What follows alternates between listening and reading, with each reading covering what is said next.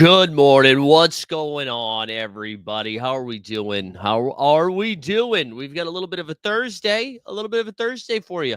Also, sports should be sporting, huh? We've got the men's March Madness returns tonight for the Sweet 16. We've got some NBA action heating up. I'll be honest, though, I haven't looked at tonight's slate yet, so I'm not even sure what kind of fun games we have because some of them be bad. And then baseball. Baseball, baby. Baseball. Shout out James Earl Jones.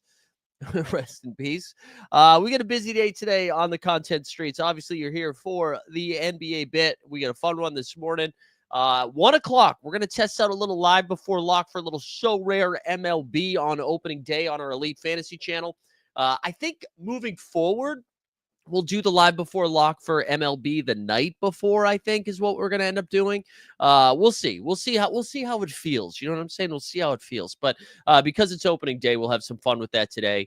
Also, I don't think I can announce that yet. But we got some more baseball stuff that we're going to be able to do. And then at 3 p.m., the 89 Cavs return triumphantly after a week off. We got everybody back and at them. So get excited for a full day of content. For those of you that missed yesterday, we had no NBA bid yesterday, but we did have two things. One of them a little bit more evergreen. I had a really great conversation with Andrew Laird, Mr. Lairdino, linked to his chat over there as well. I mean, to his content over there. But we had a great conversation about SORARE and content creation. Always a pleasure chatting with Mr. Laird. So go give that a listen and then go support his content as well, because the more content creators, the better. I think that's it. I think that catches us up business-wise, right? We got a common man in the chat. We got Stubbs here. Snubs. That's like combining Snubs and Steeps. Sneeps and Stubbs. DJP in the chat. Good to see everybody. Let's get after it. I think we got a spicy one today. I've got a lot of thoughts, a lot of takes on some stuff. We're going to get started, though, with non-basketball. It's like basketball adjacent, basketball personalities, if you will. I got to tell you, man, the LeBron, McAfee, then Windhorse, there was just a lot of weird stuff. So we're going to look at a couple of clips from yesterday that I'm sure a lot of you have seen. And then we'll share some takes on how I feel about it, what this is kind of saying just in general. But anyways, LeBron did like a full unfiltered hour of content with Pat McAfee. Now, I think everybody knows this, but McAfee, right? Former YouTube show, now still on YouTube, but owned by the worldwide leader, right? So that's an ESPN show. LeBron basically went on there and just trashed a bunch of different ESPN employees, which I think is something that's a little bit interesting. But let's start with this one. Let's start with this clip here. Bottom in the chat, good to see you. We've got a little conversation about Brian Windhorse. I think that's what this one is, right? Is this one first? Hold on. I want to make sure I'm sharing the correct one here. I think, yeah. Okay, here we go. So this is a clip of LeBron, again, on McAfee yesterday. And you can see the full hour on the McAfee YouTube channel if you want. But this is LeBron talking about Brian Windhorse, obviously windy. You know, why would he do that? ESPN reporter. See a lot of shit, too. Like, I seen Brian Windhorse on one of these shows not too long ago. Like, Wendy. Yeah, you played over high school. Wendy, you guys played together in high school. Yeah, right? He was on your high school. This guy was like, says he's like my fucking best friend. These guys are just weird. But okay. So again, for those like little context here, Windhorse, from Ohio originally, or that area, covered LeBron basically since that senior year of high school all the way, like followed him with the Cavs, then Miami, and then over to the Lakers, and as LeBron has grown as a superstar, face of the league of the NBA. Windhorse is kind of, he's the reporter that people go to now for not just LeBron stuff, but NBA related stuff. I will say, I always, me personally, I'm a Windy fan. I think he does a good job. He's very well connected.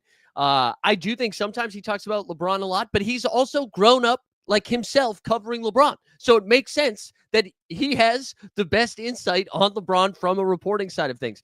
I think this is weird. I think it's weird that McAfee knows what he's doing here, right? He's poking the bear. He's stoking the fire a little bit.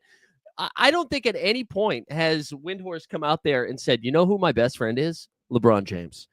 I don't think Windhorse has ever claimed to be anything more than somebody who has covered LeBron for the whole time.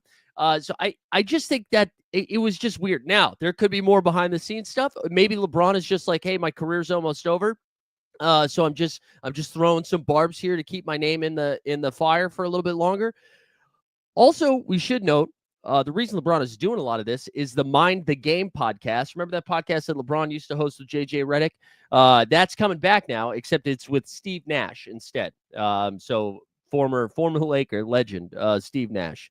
So okay, so this is like one clip. I'm gonna do another clip here. This one about Stephen A. Smith. I thought this one was a little bit more interesting here. I want to make sure I got the right one again. Oh, did I? Oh, right, here it is. Here it is. Okay, I do have it. All right, so this is again, this one a little bit more pointed, talking about Stephen A. I think here it is, right here. All right, here we go. Let's blow this up. Leads obviously to you and Stephen A. Hey, legit, that feels like a moment that had been brewing for a long time. He's like on a Taylor Swift tour run right now. Oh yeah. All right, real quick, I'm going to pause. That's actually a good line. So I'm going to give that's a bar right there. So I'm going to give LeBron credit for that. Yeah, we're watching it. Yep. We're all seeing it. Oh yeah. You're seeing it as well. It's He literally, it started off with, I didn't want to address it. Yeah, sure. I didn't want to address it. I wasn't going to address it. But since the video came out, I feel the need to address it. Yeah, you would be not to talk about it. Are you kidding me? If there's one person that couldn't wait to the video to drop so you could address it, it's your ass. Like, seriously, it's, and like another, he completely like missed the whole point. The whole point. Never would I ever not allow people to talk about the sport, criticize players about what they do on the court. That is your job, to criticize or to, be in a position where, okay, if a guy's not performing, that is all part of the game. That's all part of the game. But when you take it and you get personal with it, it's all right. That's basically the end of that clip. That's all we need to hear from that. There was one more thing that I wanted to hit on that he mentioned. He talked about if Giannis was playing in the 70s, he would score 250 points in a game, I think is what he said. That's a lot of points. I think that's a lot of points. That'd be 150 more than what Wilt got in a game. But I also just think that's kind of weird. And I'm going to share one more thing that's Stephen A's response, and then I will get to what my point is. And Danny Goodwin is the one who shared this one. If you guys aren't following Danny Goodwin, you should. I think he's very funny. Hold on one second. Let me go back to this share screen. All right, here we go. This is just Stephen A. This is Stephen A. last night responding to this. Okay, ready? It's just a 6-second clip. That man put his hands on me, I would have immediately swung on him. One more time. That man put his hands on me, I would have immediately swung on him. So this wasn't the take that I planned on having this morning. But Stephen A. and LeBron aren't that different. They both went out there and made arguments for things no one was fighting about. One, Stephen A. said, if LeBron put his hands on him, he would have swung on him. Okay. Yeah, maybe. I'm sure you would have defended yourself if LeBron put his hands on you. No one thought LeBron was going to punch Stephen A. Smith. Like, what? We're just creating. Why are you responding in that way? And LeBron did the same thing. No one, and I mean no one, has talked about, would Giannis be a successful player in the 1970s? Why are we creating these like straw man arguments for conversations that aren't even happening? No one was talking about either of those. No one was concerned that LeBron was going to beat the shit out of Stephen A. And no one was concerned if Giannis would be good in the 1970s. And then this whole dialogue evolved yesterday where it was like, this is what's wrong with LeBron. He's too thin-skinned. That's why he'll never be the GOAT. Tell me a good sports player that got along with the media.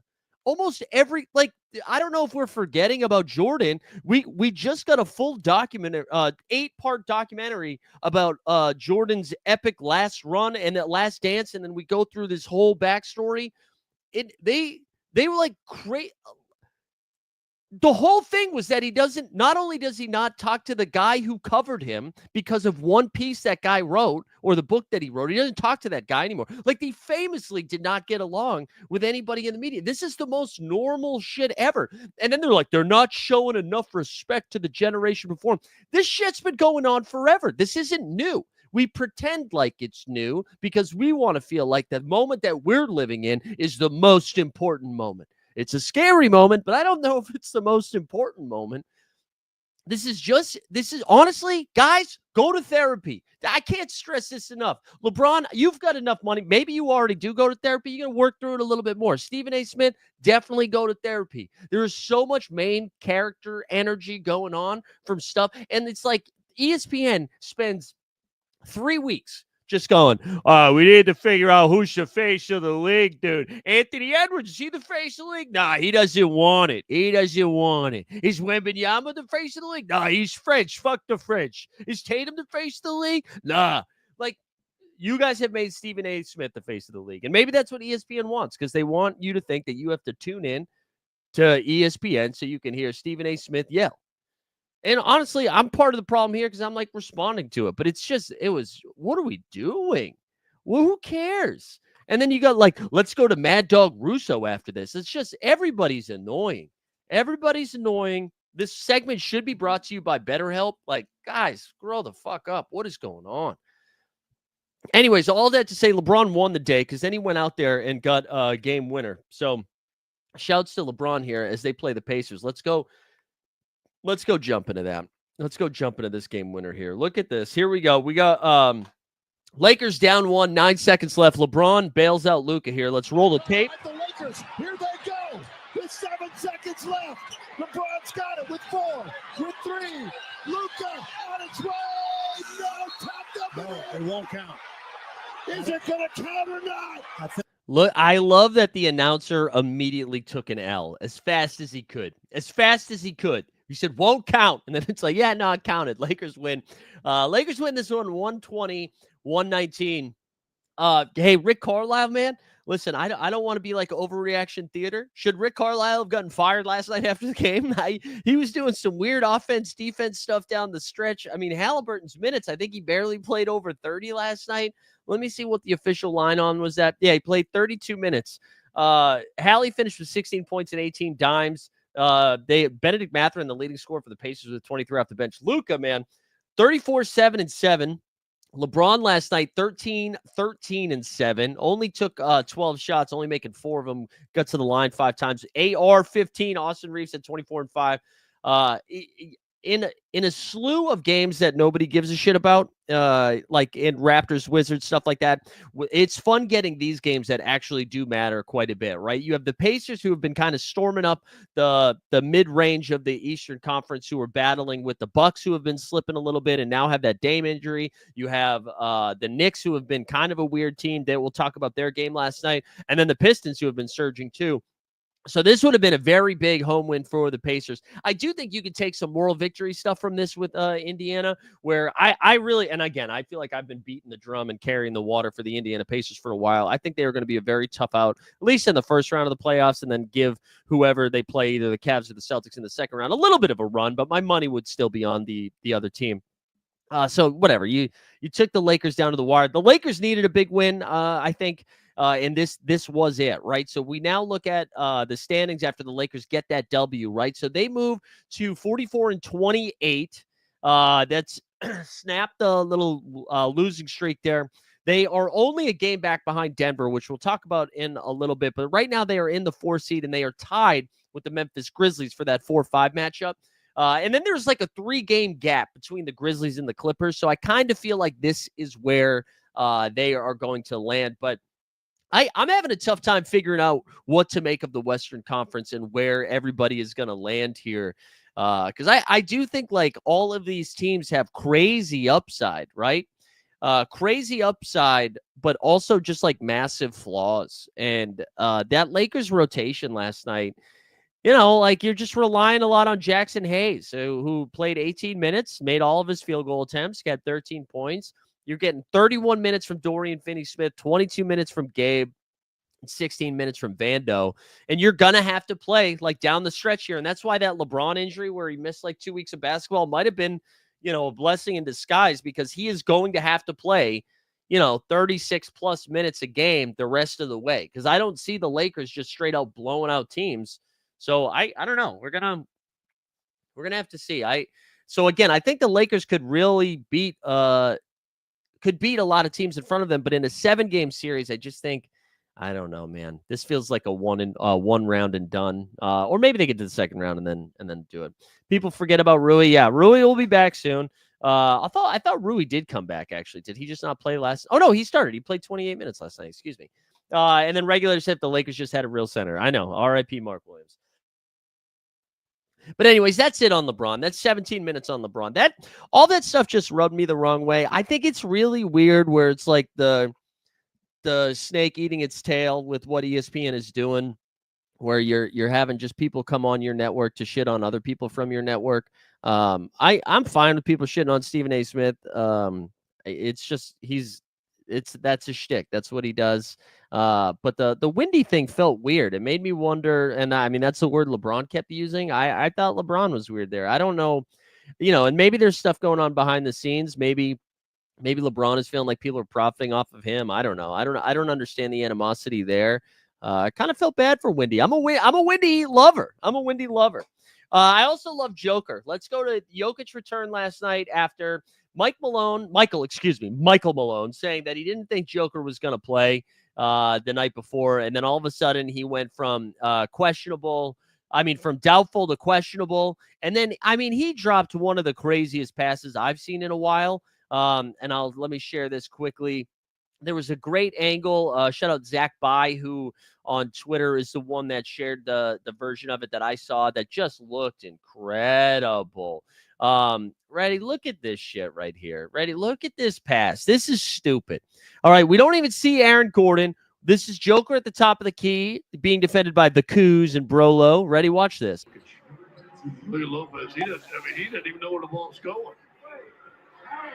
Look at Lopez. He doesn't even know where the ball's going. Cue the Globetrotter music. That's nuts. Jokic came back, and Denver looked great. Granted, they were playing Milwaukee without Giannis, without Dame. Touched upon this a little bit. I forget when was it 2 days ago, maybe, right? Because we didn't do the NBA bit. The Dame DVT stuff is pretty scary. And I mentioned this on the Badge Bros yesterday. So the reporting from The Athletic made it seem like Damian Lillard could be back by the end of the regular season. I don't understand how that could be the case, right? It seemed like they, similar to Dame, Wemby, and Asar Thompson, it seemed like they had caught the DVT early as well. And so I don't understand how, maybe they caught it the day that it formed or whatever, and that Dame, he's on blood thinning medication right now, which usually, that's a reason you can't play contact sports, because if you bleed a little bit, you bleed a lot of bit. I don't see a world in which Dame is back. Forget the end of the regular season for the beginning of the playoffs. It feels like Milwaukee would have to make a championship run for Dame to return, which begs and if that is the case, it begs the question, man, is this Milwaukee run one of the most unlucky runs outside of that championship that they got against the Phoenix Suns? Because, right, the year they took the Celtics to 7 games in the Eastern Conference Finals, it was Chris Middleton. Or was it the second round? It was Chris Middleton who was out for the playoffs. We've seen Giannis now in 2 consecutive playoffs, right, against the Miami Heat, where he had the back injury, and then again against the Indiana Pacers last year. It's just a brutal run for them. And without Dame, even with Dame, they were playing okay, but they didn't, it didn't look like they were going to go, get past more than one round, right? I think when you look at that team, be like, well, we have Giannis and Dame. Yeah, sure, they could give Cleveland fits. They could give Boston fits at times, but through a 7-game series, I don't think anybody really thought they were going to do it. And if Dame is not back, just zero ceiling. They don't even win a round. Which makes, again, if you're in the best ball streets, that makes those dance stuff tough. Regulator in the chat says Bucks will go as far as Doc can take them. Yeah, which means 3 games in a playoff series, right? But anyways, enough about the Bucks there. Outside of the fact that Brooke Lopez, if you were in the fantasy streets, had 26-7 last night with 4 stocks. That piece of shit, Kevin Porter Jr., did get the start. We were curious if that was going to happen or not. He had 12, 8, and 7. And then Ryan Rollins gave him 17. AJ Green gave him 15 off the bench. But the story was Joker. In his return, was he going to have a minutes limit? Was he going to be rusty? No. 16 for 25 from the field, almost a 40-point triple-double. He had 39 points, 10 dimes, 10 boards in this game. Christian Brown, by the way, 19 and 10 last night, also had 6 dimes, 8 for 15 from the field, knocked down 3 of his 6 3-pointers. MPJ gave him a double-double, 23 and 10. Peyton Watson, 12 and 7 off the bench. Good win for Denver. They desperately needed Jokic back, right? 2 Porters active. Yeah, we got to do, look, oh my God, 2 Porters in the same game? We got to play the drop. We got to play the drop. Where is it? We're the Porters. We share the crowd of up and down performers, throwing things and buzzer beater corners. And one of us is playing for the Warriors. We're juniors and we're the Porters. Huge night for Porters. But a big night for Denver. Again, getting the Joker back, 39, 10, and 10. The MVP has sailed. I don't think that's going to happen, even if you think he deserves it. I think that is Dunzo. It is going to Shea Gilgeous-Alexander. But it does just continue the run of him putting up insane numbers. And if you were sweating out the double dribble, that was a big swing last night. Joker coming back, Giannis being ruled out, and then Tatum also being ruled out. So Joker lineup's probably surging. Also, best of luck to our guy TST, who is in the DraftKings final right now for best ball. Although I don't think he has Joker. I think it is a Giannis team, so he might be in trouble. But anyways, good win for Denver. Let's keep it moving. Let's go over to Clip City, bitch. Clip City, bitch. The Clippers come to the Garden with James Harden. He was questionable last night. A lot of people were thinking he wasn't going to play. The Clippers were rested and because they had a few days off, and now I think they got a night off and then play the Nets tomorrow. They win this one 126-113, and the Clippers went through a little bit of a swoons period, right? Wait, is the MVP race why Joker came back early? No, I think Denver desperately needed a win. They were struggling and slipping down the Western Conference. Let's go look at this game. So the Clippers, man, who after, again, they were a top, 5 team for most of the season, then, really slipped after the All-Star break after Norman Powell got hurt, missed some time. Norman returned last night to the starting lineup, played 31 minutes in that game. Welcome sign for them. But the real story and the real ceiling of this Clippers team is Kawhi looking like peak Kawhi right now. He played 41 minutes last night. 41. Had 27 points, 10 boards, 7 dimes. James Harden, 29, 6, and 6. Zubac with 18 and 10, a double-double. He also had 4 stocks. I just think, man, and I brought this up 2 weeks ago, maybe. I don't really, if the Clippers are playing back-to-back games, I don't love it, right? Because it's Kawhi's not going to play back-to-back. It's requiring a lot from James Harden because we know Kawhi's not playing back-to-backs. But you get into the playoffs, man, especially in the first round, which will be a tough matchup for the Clippers probably no matter who they play. Sometimes they're going to have 2-3 days off in between games because you have so many first-round games, right? Once they get to the end of the regular season, we got 10 or 11 games left. They're not playing a back-to-back again. And so the Clippers now, who have moved up to the 6th seed here. Oh, real quick on the Knicks, no Brunson. You had OG Anunoby, who continues his heater, man, 28 points, 5 boards. Karl Anthony Towns followed up his triple-double with 34 and 15. Josh Hart was sleepy, 7, 6, and 5. So Knicks dropped that one, 45 and 27. Clips are 41 and 31. But if we go back over to this standings, right? Clippers here, 6th seed now. They have they have the tie break here against the Warriors. So the Clips are 41 and 31. Warriors are 41 and 31. Timberwolves are 41 and 32. So a half game separates 3 teams from that 6th seed, which gets them out of the play-in, right? Which, again, just so crazy that you're going to see 2 of those 3 teams of Clippers, Warriors, and Timberwolves be in the play-in.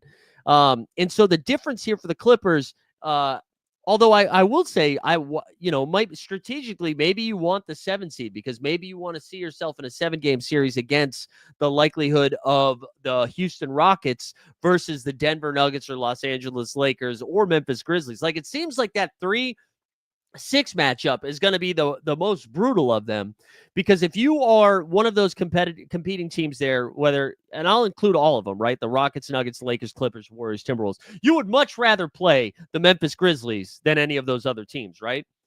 Similarly speaking, you'd probably much rather play the Houston Rockets than the Nuggets, Lakers, Clippers, Warriors, Timberwolves. So I almost wonder if yes, you get yourselves out of the play-in, but would you rather get your shot at a team like the Rockets?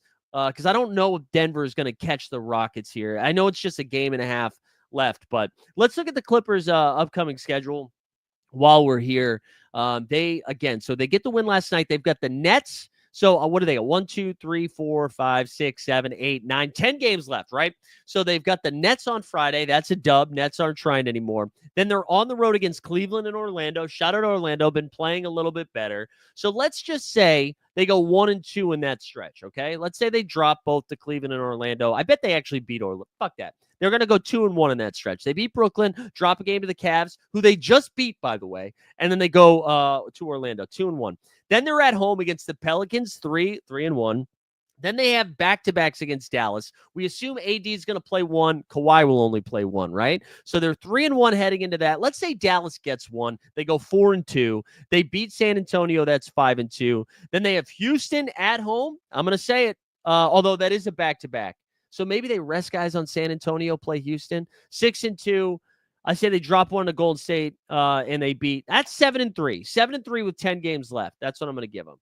I think the Clippers, man, I think they are going to be a really tough out. And if I'm OKC, I think I would much rather play a Golden State team or a Minnesota team than I would a rested Los Angeles Clippers team in the playoffs as an 8 seed. I think the Clippers are this. If you had to pick on one underdog, and by underdog, I mean 5 through 8, right? I don't know what the betting lines are going to be, but 1 through 4 are the home teams, so you'd say they're the favorite. 5 through 8.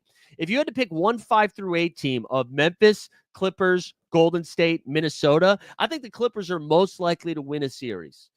I think Golden State would be second. I mean, if Minnesota, and then honestly Memphis. The vibes in Memphis are so bad. I know we didn't do the show yesterday, but for those that didn't see it, Memphis won this game against Utah pretty handily, I think. But there was a timeout over on the Memphis bench, and Desmond Bane's reach is not long, but man, it's powerful. He shoved his teammate Santi Aldama that put him on his ass on the bench, just kind of bumped him. So anyway, weird vibes over Memphis. So if I had to bet on a team to lose in the first round, it would be Memphis. Ryan Wilkinson in the chat says, I got Clippers at 33-1 to win the West last week. That's fun. And then Sneeps in the chat saying, do you think the Clippers can beat the Nuggets? I do, man. I mean, I think, I just think if you have James Harden, who, he's got his playoff warts in there, right? But he's next to Kawhi, who doesn't have playoff warts. So if Kawhi is healthy and playing all them games because they don't have back-to-backs, and James Harden, you get Norman Powell back, who should be well rested since he didn't play for like a month. And then you got Zubac, who has been playing like close to all-star level basketball, especially the second half of the year. Basically been like 20-12. I think right now, I truly would take the Clippers over most of these teams in the first round. I'm a Nuggets truther, so I think I would take Denver. I would take Clippers over Rockets, I think I would take the Clippers over the Lakers. I think I would. Maybe that's blasphemous. I think I would. They're playing good basketball, peaking at the right time. Minnesota feels a little weird right now, but I still think they would be feisty. The West is going to be so fun, man. The West is going to be so fun. But anyways, I'm looking forward to it. Let's do some of the other action from last night. I want to talk about the Celtics and Suns here for a second. Man, the Sun. Remember, we were just like, hey, dude, Phoenix actually like quietly putting it together a little bit. Like they're making a little bit of a run, if we're being honest. Like Colin Gillespie, man, just kind of cooking, right? Wow. They let up so many fucking points in this game. Celtics win at 132-102. Look at it. 42 points in the first quarter, 31 in the second, 35 in the third, and then the game was over. One interesting thing about last night, again, if you tuned into the Badge Bros yesterday, Tatum Tatum, who again had that brutal ankle roll, right? When Sabonis in his flagrant foul where he slid under Tatum, landed on him, rolled around, grabbed his ankle. Why? Nancy Kerrigan, shout out there, Boston's finest. And then, so it's like he's doubtful, most likely not going to play. Then all of a sudden, shout out Mathology, boots on the ground. Tatum's at shoot around, upgraded from doubtful to questionable. We're like, holy crap, Tatum's going to play. And then like a half hour before the game, they end up ruling him out. And so without Tatum, they drop 132. They win by 30 whole ass points here, right? Just incredible stuff. And it was kind of a balanced performance outside of the zanger. Porzingis evergreen bigs against the Suns. Porzingis goes 4 for 5 from 3, finishes the game with 30 points, 8 boards, had 2 dimes as well. Jaylen Brown, who's been on a minutes limit here as he missed a handful of games, having a little bit of a knee issue here. Talked about it a little bit after the game, how it was like first time in his career he's been battling a knee injury here. Played 28 in this game, had 24 and 5, 7 for 15 from the field. All 5 starters for the Celtics in double figures. Al Horford with a dub, 16 and 10. Drew Holiday at 16. Derek White, 16, 7 and 4. And then Sammy Hauser at 11. Celtics scored 132 with Peyton Pritchard going 1 for 8 from 3. But I saw our guy Weisberg getting into it on in the chat here. Yeah, Mathology was on the wrong group chat. Whatever, dude. That was still a sick call, man. Generational Hater said crazy how KD can drop 30 on insane efficiency every night and still get blown out. Yeah, man. I mean, like, look, dude, look at this rotation, right? The Suns started KD, Ryan Dunn, the rookie, Big Dick Nick Rich, who would be a fine backup center, should not be starting. Devin Booker, who's, been fine, 14 and 10. Brutal matchup for Book, though, against those defenders. And then Colin Gillespie. 13 Cody Martin minutes. You had 21 Oso Iguodala minutes, like 21 ties. It's just a bad team. It's a bad team. But one thing that I wanted to share here, there was the guy who does, and again, Weisberg takes the bait all the time, and we love Weisberg. But there was a tweet from the Locked On Nuggets guy, I think. Oh, did I not save it? I thought I had it saved. Let me see what, let me go find Weisberg. That was basically this dialogue around Jason Tatum, which I think is so, I think it's so bizarre. I don't understand it. I don't understand I think people just like to hate on people. I think that's part of it. Hold on. Let me see if I can find it. I apologize, guys. Okay, here we go. This guy, Benjamin Garcia here for, Locked On Denver's. Oh no, Locked On Phoenix. Okay, here we go. Sorry, it took me a second to find it. And again, I probably shouldn't even be giving this that much love, but we're gonna share it anyways because why not? He said Jason Tatum is a great player, but it's okay to question his superstardom in the NBA when his team continues to look perfectly fine with him. Teams aren't this good without Jokic, Curry, LeBron, KD, Giannis. Hence why I'll continue to argue that he's not a superstar. This is just a fucking dumb take. And it bums me out because the Phoenix Suns, honestly, this is the type of coverage the Phoenix Suns deserve because it mirrors the type of basketball they're playing. It's a lot of flash with the words that they say without a lot of substance. And that is the Phoenix Suns. You get KD scoring 30 while no one else does anything.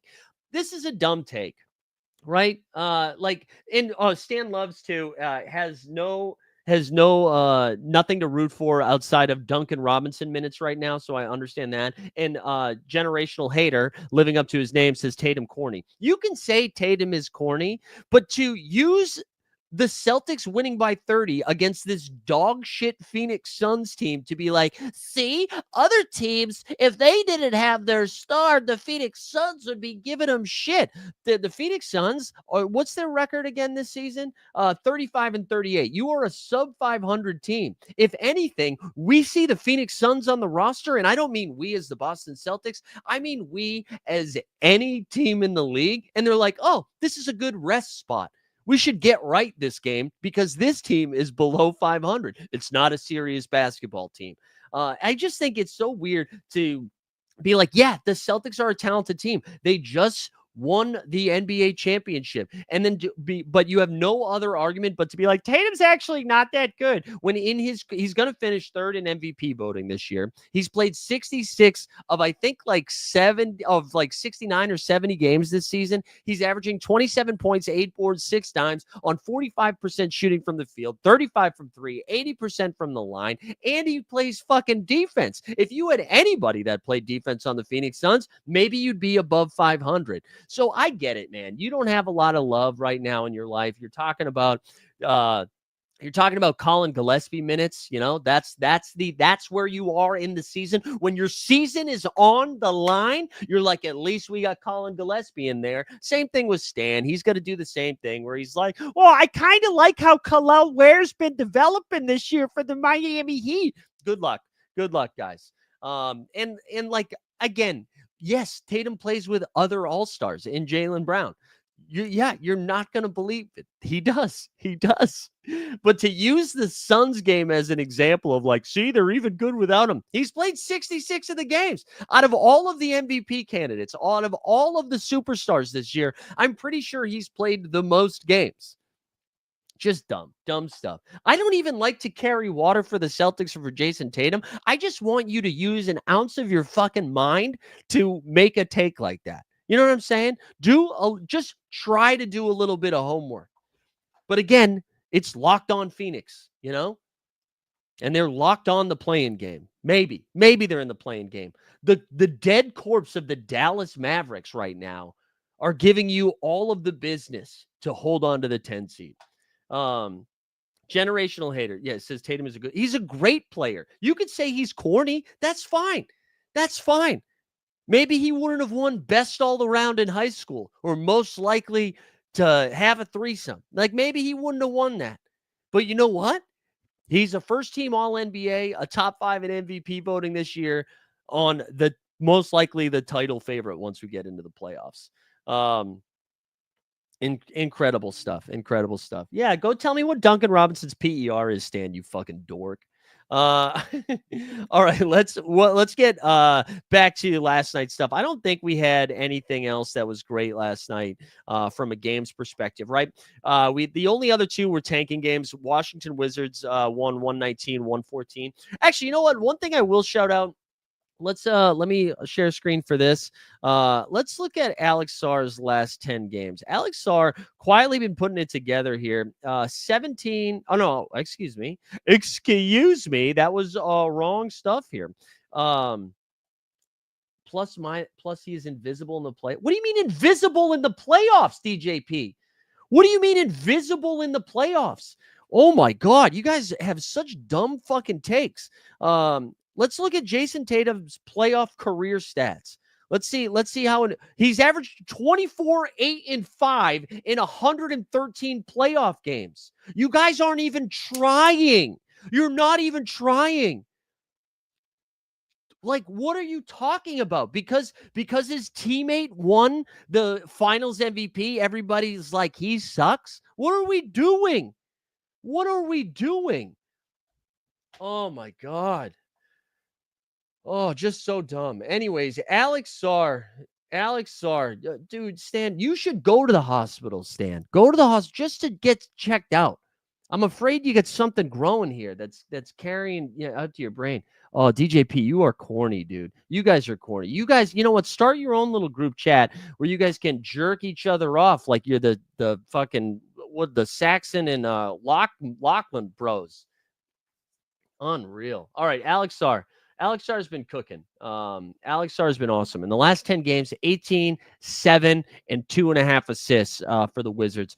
And again, like last night, 16 and 11 against the Raptors. You had an 8 and 7, whatever, against the Pistons. 19 and 5, 34 and 6 against Denver. 20 and 4, 22 and 9, 19 and 10. Good. Listen, not a lot to cheer for the Wizards here. Not a lot going on in Washington, but it does seem like Bub Carrington's bringing a little something to the table. Alex Sarr's bringing a little something. Keyshawn George has been nice. You go out there, draft some more first-round picks this year, and see what happens. I like it. I like what's going on in Washington. Good tank job this year. I'm not going to talk about Toronto. I'm not going to talk about that game.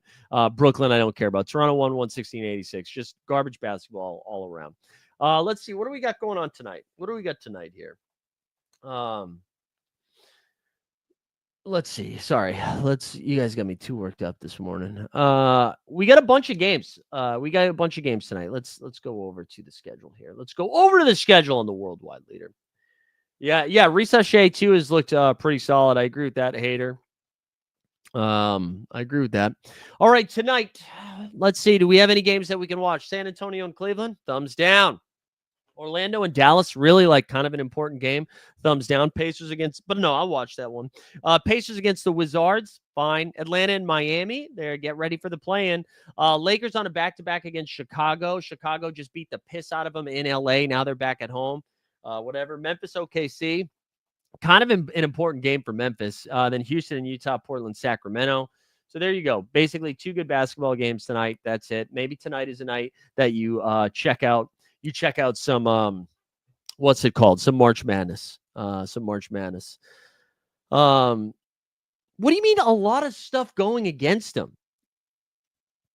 Guys, seriously, I want to respect you, you know. But when you mean he has a lot of stuff going against him, what is it? That he's on a good basketball team? SGA actually sucks. If you think about it, SGA sucks. The Thunder have Jalen Williams, who is an all-star. They also have Chet Holmgren. Yeah, it kind of sucks, man. Thunder, yeah. They suck, dude. Honestly, I kind of think Luka sucks. I understand the trade. The Lakers lost a couple of games when LeBron didn't play. Luka kind of sucks. LeBron sucks, actually, because, like, when Luka sits, they, like, you know, they kind of suck. What are you guys doing? Oh, whatever drugs you're taking, pass them around. I want to feel something like that. Oh. Regulator saying this. I think Regulator is saying the Spurs would catch the 10th. I think if they had like 3 extra weeks of the regular season, they could. Because Phoenix blew their load there. They're done. We're not going to see a Suns run. They had a nice little win streak, and then people reminded, they're like, oh yeah, they can't do this for multiple weeks in a row. Yeah, Jokic sucks, man. Jokic sucks. Yeah, honestly, it should be. Yeah, it doesn't. I know. Well, no, hold on. I do think Tatum does miss when it matters. Honestly, I think he does. But didn't he have some crazy clutch stats that came out last year? I just like Tatum is one of the few superstars that does it on both ends right now. Even Giannis still a solid defender, but he's slipped as of late as he's gotten a little bit older. But Tatum can guard 1 through 5. Like, you know, we've seen him like in that game against OKC, which OKC won. They threw Tatum on SGA for runs. Yeah, he's been their best player this whole year and hasn't been close. Tatum has had an incredible year this year, but people don't like him because the Subway commercial sucked. And then everybody's like, oh, he's emulating. This is honestly, all right, one more rant about this. This is my favorite thing. Everybody likes everybody whose entire personality is surrounded and revolves around Kobe Bryant, right? Everybody's like, oh, Kobe was the best. Here's my avatar of Kobe Bryant of my PFP. Here's my Kobe Bryant NBA Top Shots. Here's my Kobe Bryant jersey that I still wear every day, which is fine, by the way. All of that is fine. But those same people are the ones that are like, oh my God, it's so corny that Tatum's trying to recreate Kobe.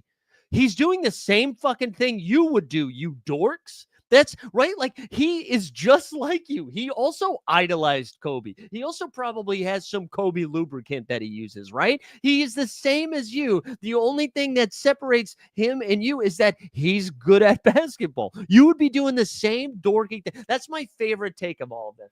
He's got nothing original. And you don't even have a photo of yourself in your Twitter bio. Like, you dorks.